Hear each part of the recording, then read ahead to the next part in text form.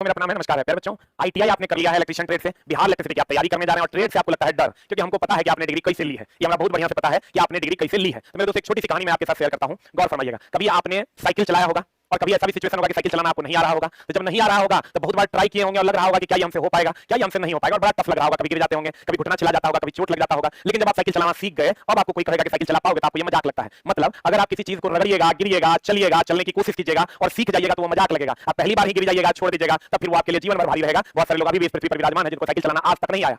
पहली बार जब आप लिखे होंगे तो कितना कष्ट हुआ होगा। और लिखते होंगे ऐसे और ऐसे हो जाता होगा, फिर दूध जूता खाते होंगे फिर ऐसे होता होगा, फिर मास्टर साहब दूध थोपी देते होंगे फिर ऐसा होता होगा, फिर दूध लात खाए फिर ऐसे हुआ और लास्ट में आपका हुआ ऐसे। और लिखने में आपको इतना जद्दोजहद करना पड़ा, लेकिन बार बार किए तो हो गया। मेरे गुरुजी कहते थे पढ़ाई का दूसरा नाम रिवीजन है। हम तो कहते हैं जिसको कुछ नहीं आता है वो भी सब कुछ सीख सकता है। हम जब अपने बच्चों को पढ़ाते हैं ट्रेड, हम ये मान के चलते हैं कि उसके पास सिर्फ डिग्री है, बाकी उसको कुछ नहीं आता है। और एक अच्छे टीचर का कर्तव्य है कि उसको जीरो से टॉप तक लेकर जाए। हम ये नहीं कहते कि आप हमसे पढ़िए, जो भी आपको अच्छे टीचर लगते हैं आप उनसे पढ़िए, लेकिन पढ़िए जरूर। डर के भागिएगा तो सब्जेक्ट आपको बहुत डराएगा, इसलिए डर के भागिए बिल्कुल भी नहीं। मेरे दोस्त, आपका जो सिलेबस है उसकी अगर हम चर्चा करें, जो 2018 में एग्जाम हुआ, उससे पहले के एग्जाम पर बात नहीं करेंगे क्योंकि उससे पहले का क्वेश्चन का लेवल बहुत कम था। आपको 50 क्वेश्चन ट्रेड से, 15 क्वेश्चन कंप्यूटर से है, बाकी 10 क्वेश्चन आपका हिंदी से है, 5 क्वेश्चन आपका इंग्लिश से है, 10 क्वेश्चन उधर ले लीजिए आपका जीएस से है। कहने का मतलब ये हुआ कि कंप्लीट अगर आप मेन पेपर जो इलेक्ट्रीशियन आप कैसे पढ़े, हम इस पर चर्चा करने वाले हैं। इलेक्ट्रीशियन का क्या मामला है मेरे तो हम बार-बार कहें, अगर आप बार-बार और लिखिएगा तभी आप और लिख पाए थे।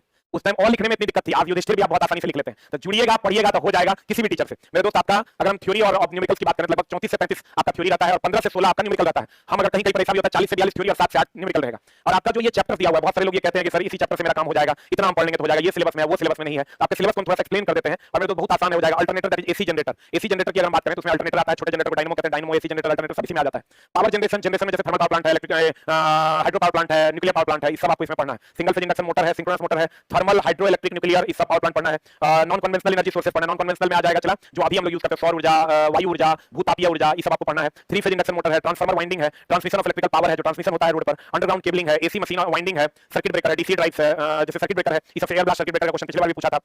डीसी ड्राइव है, एसी ड्राइव है, डीसी मशीन वाइंडिंग है, डोमेस्टिक एप्लीकेशन, डोमेस्टिक एप्लीकेंस में आपका सब आ जाता है, पंखा आ गया, मोटर आ गया, जितना भी चीज तुम्हारा डोमेस्टिक यूज होता है वो सब। इल्यूमिनेशन है, इल्यूमिनेशन से क्वेश्चन आया था कि बताइए रोड पर जो लैंप लगता है रास्ता पर कौन सा लैंप होता है, उसका इल्यूमिनेशन कितना होता है। इंडस्ट्रियल वायरिंग है, मशीन कंट्रोल, कैबिनेट कंट्रोल है, उसके बाद पैनल लेआउट है, असेंबलिंग और वायरिंग है। वाइंडिंग से बहुत सारे क्वेश्चन पूछे जाते हैं। लेकिन अब कुछ बच्चा कहेगा कि सर इतने ना सिलेबस है तो हम बेसिक पढ़ के क्या करेंगे। मैं तो बेसिक नहीं पढ़ोगे ये नहीं पढ़ पाओगे, ये नहीं पढ़ पाओगे। आपको मैग्नेट पढ़ के कहां क्या करेंगे, इसमें कहीं मैग्नेट लिख ले नहीं है, मैग्नेट नहीं पढ़ोगे तो भैया ना मोटर पढ़ पाओगे, ना जनरेटर, ना ट्रांसफार्मर पढ़ पाओगे।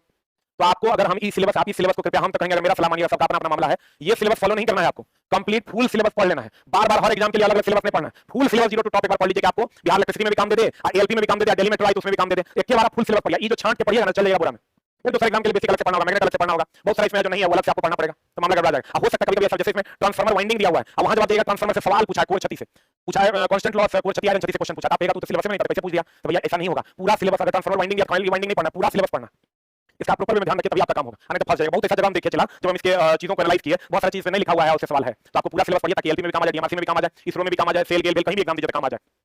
और वही बात है चला, जब तक नहीं जानिएगा तब तक आपके लिए बहुत टफ है। जान लीजिएगा तो मजाक है। आपको सब्जेक्ट से जुड़ना पड़ेगा, जुड़ के पढ़ना पड़ेगा। आप किसी भी टीचर से जुड़िए लेकिन जुड़ के पढ़िए जरूर, सभी टीचर अच्छा पढ़ाते हैं।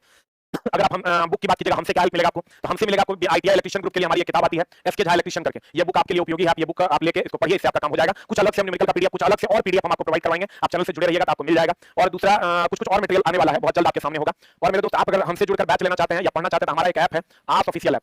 आस ऑफिशियल ऐप ले लीजिए, उसको रजिस्टर वगैरह करिएगा। यहाँ पर टेक्निकल एग्जाम करके एक कॉलम आएगा, ऊपर में वो फोटो रहेगा, नीचे बहुत सारा कॉलम रहेगा, इसमें टेक्निकल एग्जाम करके कॉलम होगा, उसमें क्लिक कीजिएगा, बिहार इलेक्ट्रिसिटी का कोर्स आपको दिखाई देगा। अगर आप हमसे जुड़कर पढ़ना चाहते हैं तो एक लाइन में अगर हम बात करें चलिए, बहुत आसान है। कंडीशन ये है कि आप पढ़ना कैसे चाहते हैं। थोड़ा सा टफ लगेगा शुरू में, लेकिन जब जुड़ जाइएगा साइकिल से तो 4 बार गिरिएगा लेकिन सीख जरूर जाइएगा। इसलिए डर के छोड़िए नहीं, हमसे पढ़िए या किसी से पढ़िए, इससे बड़ी वैकेंसी कभी नहीं मिलेगी आपको। 2018 के बाद देख लो, 2024 में आई है, अब 2030 में आएगी। तो मेरे दोस्त एकदम आप शुरू हो जाइए अभी से और कोशिश कीजिए खूब पढ़ने का। इसके लिए प्रैक्टिस सेट भी हम लेकर आएंगे, ऑनलाइन में भी ऑफलाइन में भी। आपको बहुत जल्द हम इसकी सूचना दे देंगे। खाली आप चैनल को फॉलो कीजिएगा, कम्युनिटी को फॉलो कीजिएगा, बहुत जल्द आपको सारी चीजों की सूचना मिल जाएगी। इसके बहुत सारे टेस्ट स्टार्ट हो रहे हैं, बहुत सारे एक्स्ट्रा क्लासेस स्टार्ट हो रहे हैं। और अगर आप आ सकते हैं बिहार इलेक्ट्रिसिटी के लिए तो 6 से 9 में हमारा बैच स्टार्ट हुआ है 12 तारीख से, यानी आप सोमवार तक 15-16 तारीख तक आप आइए और अपना क्लास ज्वाइन कीजिए। और कोशिश कीजिए चला ऑफलाइन में पढ़ना में रह के 2-3 महीना टाइम देके इसको कंप्लीट करने का। नहीं रह पाते तो ऑनलाइन में रेगुलर रह के इसको कंप्लीट करने का। ये नहीं कि बैच बहुत सारे बच्चों ने ले लिया, बैच ले लिया है, पता चला क्लास नहीं कर रहे हैं, तो वहां आपको नुकसान हो जाएगा। Thank you very much, love you all, नमस्कार।